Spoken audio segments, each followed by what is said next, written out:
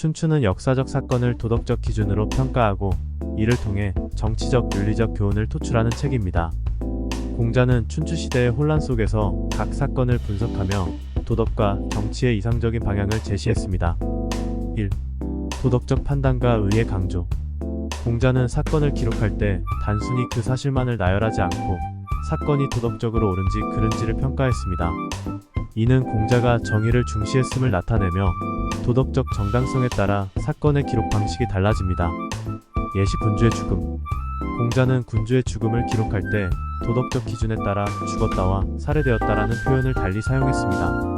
예를 들어 도덕적 정당성을 지닌 군주가 정치적 음모나 폭력으로 희생되었다면 살해되었다고 기록합니다.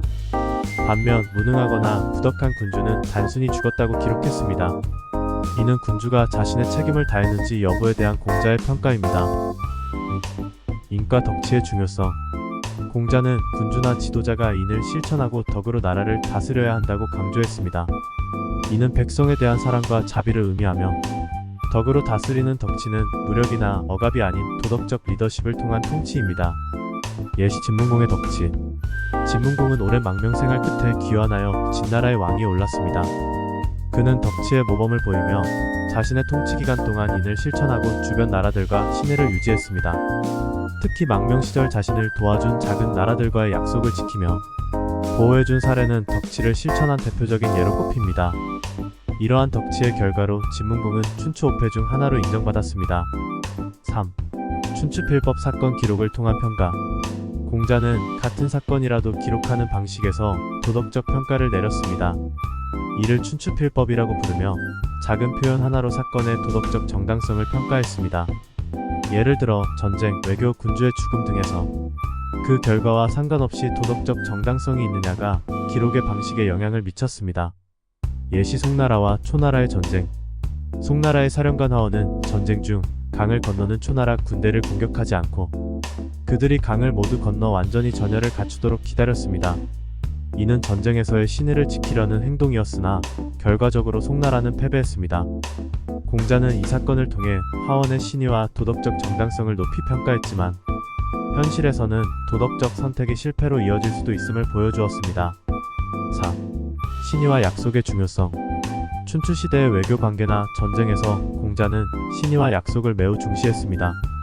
신의를 지키는 것은 단지 외교적 예의가 아니라 국가 간의 관계를 안정시키고 평화를 유지하는 필수 요소로 보았습니다. 예시 제나라와 위나라의 외교. 제나라와 위나라 사이에 외교 협약이 맺어졌으나 위나라는 약속을 어기고 제나라를 배신하고 다른 나라와 동맹을 맺었습니다. 이로 인해 제나라는 위나라에 분노하며 군사적 대응을 하였고 위나라는 큰 타격을 입었습니다.